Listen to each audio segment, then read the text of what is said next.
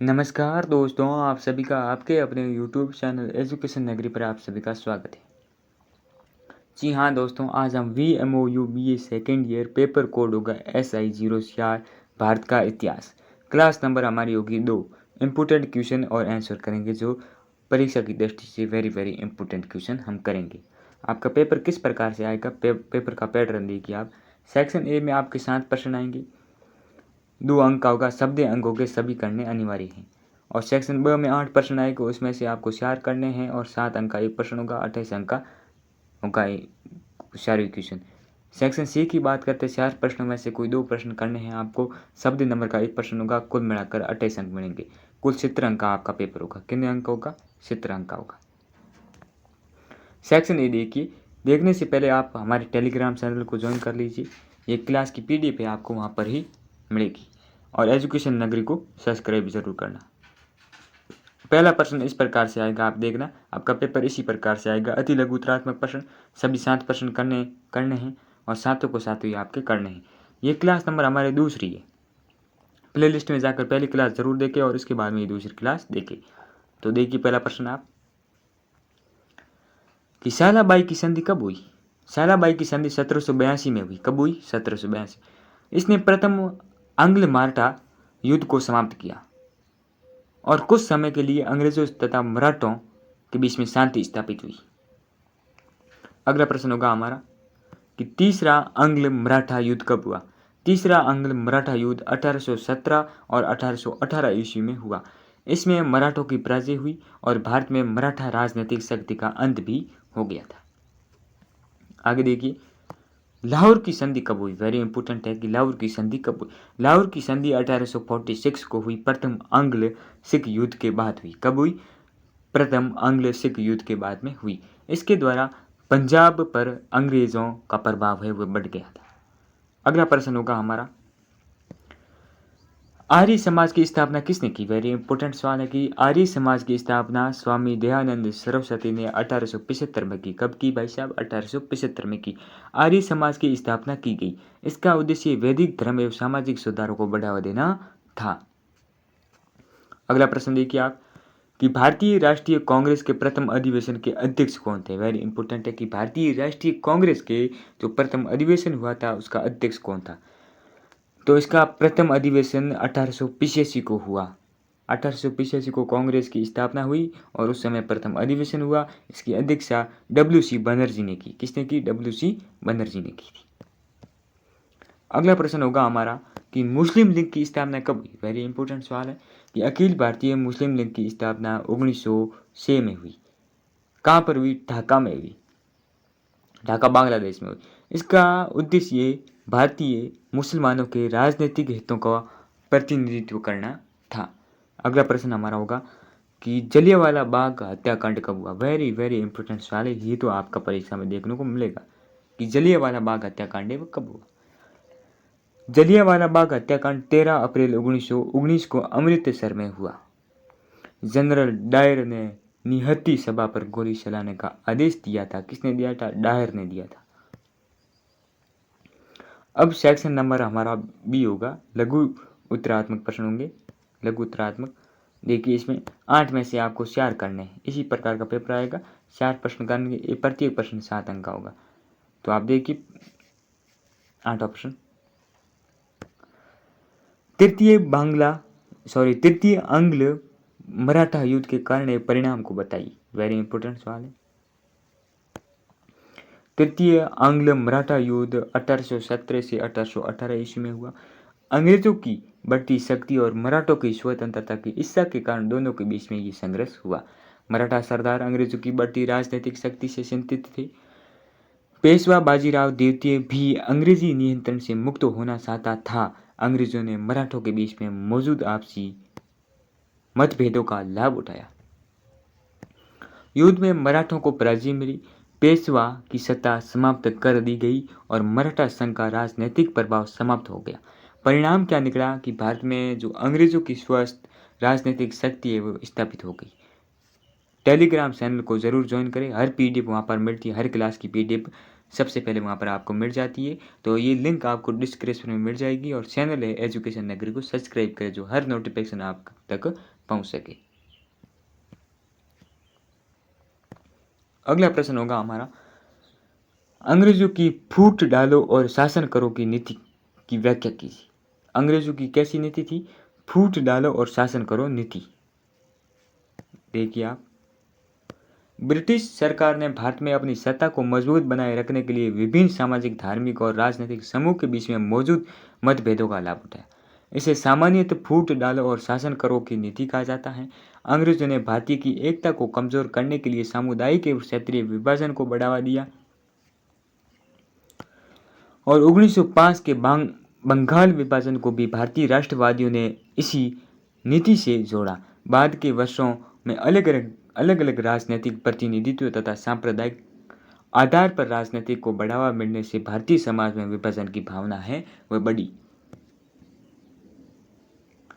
आगे देखिए, इस नीति का मुख्य परिणाम ये हुआ कि भारतीय राष्ट्रीय एकता को कमजोर करने का प्रयास हुआ और ब्रिटिश शासन को अपनी सत्ता बनाए रखने में सहायता मिली। अगला प्रश्न देखिए आप, कि बंगाल विभाजन के प्रमुख कारण बताइए। किसके बताने? बंगाल है, उसके विभाजन के प्रमुख कारण बताइए। तो देखिए, बंगाल विभाजन कब हुआ? पहला क्वेश्चन तो ये बनता है कि बंगाल विभाजन कब हुआ? 1905 में हुआ, लॉर्ड कर्जन द्वारा किया गया था। सरकार ने इसे प्रशासनिक सुविधा का आधार बताया क्योंकि बंगाल बहुत बड़ा प्रांत था। लेकिन भारतीय राष्ट्रवादियों का विचार था कि इसके पीछे राजनीतिक उद्देश्य भी थे। बंगाल उस समय राष्ट्रीय आंदोलन का प्रमुख केंद्र था। विभाजन से बंगाली समाज की राजनीतिक एकता कमजोर करने का प्रयास किया गया था। इसके विरुद्ध में व्यापक आंदोलन हुआ। विदेशी वस्तुओं के बहिष्कार और स्वदेशी वस्तुओं के प्रयोग को बढ़ावा मिला। अंत में बंगाल विभाजन ने राष्ट्रीय आंदोलन को नई गति प्रदान की और स्वदेशी आंदोलन को जन्म देने में महत्वपूर्ण भूमिका निभाई। अगला प्रश्न देखिए आप,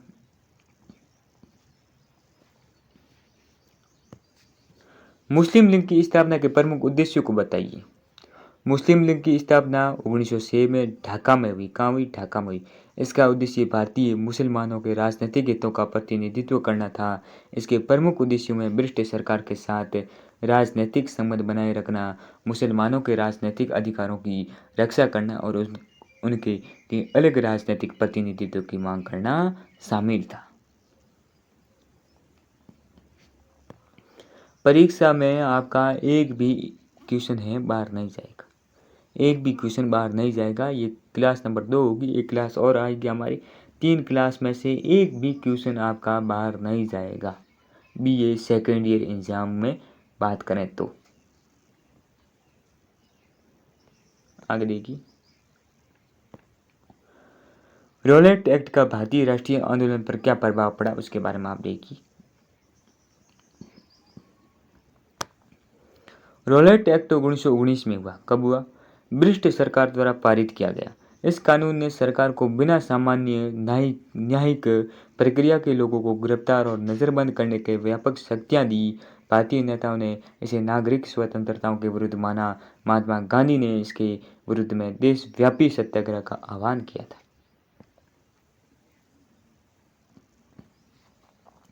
इन कानून के विरोध में व्यापक असंतोष उत्पन्न हुआ और राष्ट्रीय आंदोलन की कोई नई दिशा मिली।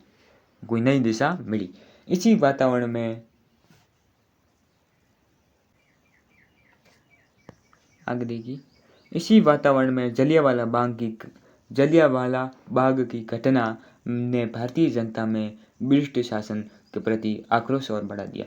जलियांवाला बाग हत्याकांड कब हुआ? 1919 को हुआ। 13 अप्रैल। कहाँ हुआ? अमृतसर, पंजाब में हुआ। कहाँ हुआ? पंजाब में। आगे देखिए, गांधी जी द्वारा चलाया गया सवर्णीय अवज्ञा आंदोलन की प्रमुख विशेषता बताइए। सवर्णीय अवज्ञा आंदोलन 1930 ईस्वी में महात्मा गांधी के नेतृत्व में शुरू किया गया। भाई साहब, कब किया गया? 1930 में। इसका उद्देश्य न्यायपूर्ण ब्रिटिश कानूनों को शांतिपूर्ण ढंग से उल्लंघन करना था। गांधी जी ने दाढ़ी मार्च करके नमक कानून का विरोध किया। आंदोलन में विदेशी वस्तुओं का बहिष्कार किया गया, करों का विरोध किया गया, भ्रष्ट कानून की अहिंसा अवज्ञा की गई। इस आंदोलन में बड़ी संख्या में आम लोगों, महिलाओं और विद्यार्थियों ने भाग लिया। इससे राष्ट्रीय आंदोलन का जन आधार और मजबूत हुआ। अगला प्रश्न है, भारत छोड़ो आंदोलन किसके नेतृत्व में? गांधी जी के नेतृत्व में हुआ। इसके प्रमुख उद्देश्यों का वर्णन कीजिए। भारत छोड़ो आंदोलन 1942 ईस्वी में महात्मा गांधी और भारतीय राष्ट्रीय कांग्रेस के नेतृत्व में शुरू हुआ। भाई साहब, किसके नेतृत्व में हुआ? गांधी जी और भारतीय राष्ट्रीय कांग्रेस के नेतृत्व में। भारतीय राष्ट्रीय कांग्रेस की स्थापना 1885 को हुई। कब हुई? 1885 को हुई। आगे देखिए, इसका मुख्य उद्देश्य भारत से भ्रष्ट शासन की तत्काल समाप्ति था। गांधी जी ने करो या मरो का आह्वान किया। करो या मरो का आह्वान किसने किया? गांधी जी ने किया।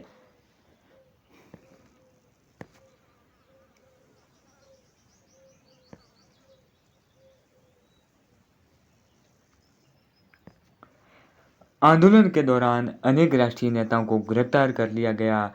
फिर भी देश के विभिन्न हिस्सों में आंदोलन जारी रहा। विभिन्न हिस्सों में क्या रहा? आंदोलन जारी रहा। इस आंदोलन ने ब्रिटिश सरकार को ये स्पष्ट कर दिया कि भारत में ब्रिटिश शासन को लंबे समय तक बनाए रखना कठिन होगा। अगला प्रश्न देखिए आप कि क्रांतिकारी आंदोलन के विकास की प्रमुख कारण बताइए। भारतीय राष्ट्रीय जो आंदोलन के कुछ युवाओं का विश्वास था कि केवल संवैधानिक तरीकों से स्वतंत्रता प्राप्त करना कठिन है। क्या है भाई साहब? कठिन। इसी भावना से क्रांतिकारी गतिविधियों को विकास हुआ। बंगाल विभाजन, भ्रष्ट दमनकारी नीतियां और राष्ट्रीय नेताओं की गिरफ्तारी ने युवाओं में असंतोष बढ़ाया। क्रांतिकारियों ने भ्रष्ट शासन के विरुद्ध विभिन्न गतिविधियों का संचालित किया। क्रांतिकारी आंदोलन ने युवाओं ने देशभक्ति और त्याग की भावनाओं को मजबूत किया तथा स्वतंत्रता आंदोलन को एक अलग दिशा प्रदान की। अब अगला सेक्शन देखिए, सी, कि भारतीय राष्ट्रीय आंदोलन में गांधी जी के योगदान का मूल्यांकन कीजिए। गांधी जी की आप पूरी पीएचडी कीजिए। महात्मा गांधी के भारतीय राजनीति में आने के बाद राष्ट्रीय आंदोलन को व्यापक जन आंदोलन का स्वरूप प्राप्त हुआ। गांधी जी ने सत्य और अहिंसा को राजनीतिक संघर्ष का आधार बनाया। उन्होंने प्रारंभिक आंदोलन के माध्यम से किसानों और आम जनता की समस्याओं को राष्ट्रीय राजनीति से जोड़ा।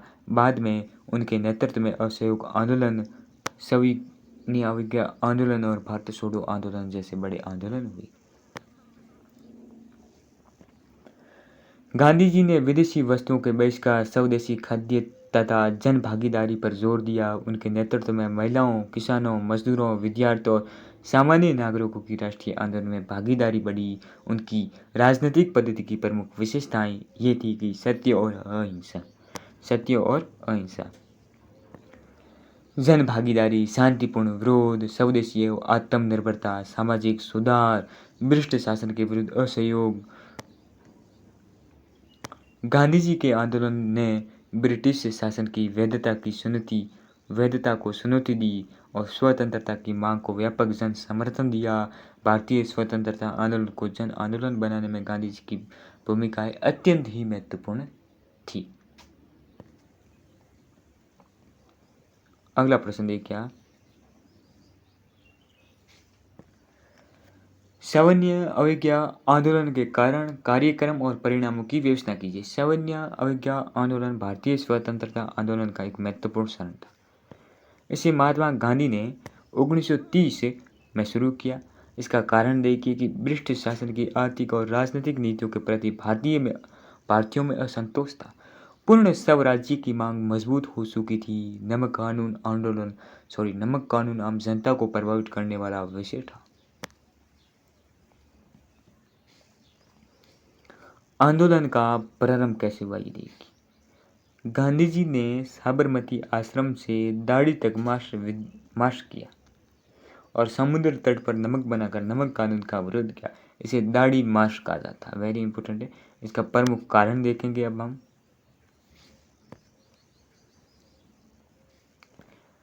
नमक कानून का उल्लंघन, विदेशी वस्तुओं का बहिष्कार करना, सरकार की संस्थाओं का विरोध करना, करों का विरोध करना, स्वदेशी वस्तुओं का प्रयोग करना। परिणाम क्या निकला देखिए।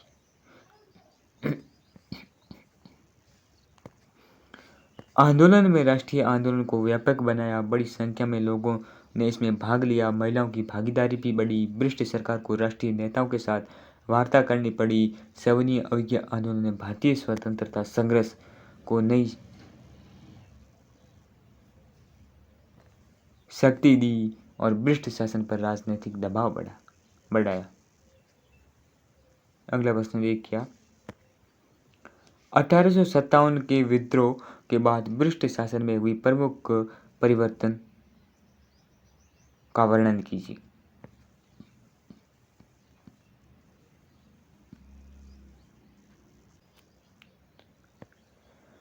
अठारह के विद्रोह ने ब्रिटिश शासन को गहराई से प्रभावित किया। विद्रोह के बाद अंग्रेजों ने भारत के प्रशासन में महत्वपूर्ण परिवर्तन किए।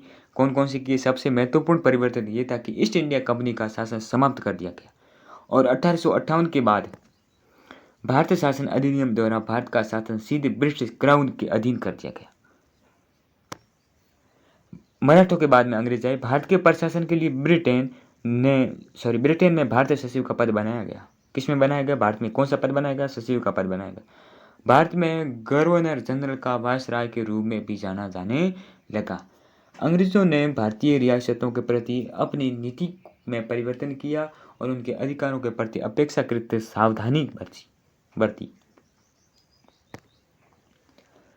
सेना के संगठन में भी परिवर्तन किया गया तथा भारतीय सैनिक और यूरोपीय सैनिकों के अनुपात में अधिक ध्यान दिया गया था। ब्रिटिश सरकार ने धार्मिक मामलों में हस्तक्षेप न करने की नीति अपनाने का प्रयास किया। 1857 के बाद कंपनी का शासन समाप्त हुआ और भारत पर ब्रिटिश क्राउन का प्रत्यक्ष शासन स्थापित हुआ। इससे